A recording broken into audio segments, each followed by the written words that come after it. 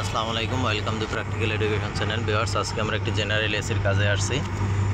তো আমি ওপর থেকে এখানে নেমে দেখেন আমরা মিটার লাগাইছি। আপনাদের যেটা বলে থাকি আমরা যে যদি গ্যাস কম থাকে তাহলে এমনি সাকশন পাইপ ঠিক থাকে, কিন্তু ডিসচার্জের চিকন পাইপটা থাকে ডিসচার্জের, সেই পাইপটা বরফ হয়ে যায়, সেটা একটি গ্যাস কমার সিমটম, এটা বলে থাকি। তো সেটার আজকে মিটার সহ প্রমাণ দেখেন। আগে আপনাদেরকে মিটার দেখাই নেই, এখন দেখেন মিটারটি দেখেন এখন কোথায় আছে।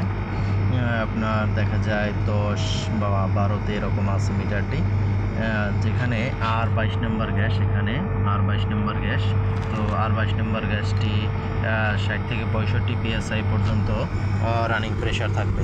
তো সেখানে অবশ্যই দেখেন 10-12 রানিং প্রেশার আছে, তার জন্য এখানে যে সাকশন লাইনটি ঠিকঠাক ঠান্ডা হচ্ছে না, এবং ডিসচার্জ যে লাইনটি, সে লাইনটি ফুল বরফ হয়ে গেছে। দেখেন যতটুকু বাহিরে দেখা যাচ্ছে ততটুকু কিন্তু একদম পুরোপুরি বরফ, মানে আইস এসে গেছে। তো এটা হলো গ্যাস কমার একটি মিটার না লাগানো অবস্থায় যে কেউ বুঝতে পারবে যে গ্যাস কম থাকার সিমটম এটা মূলত।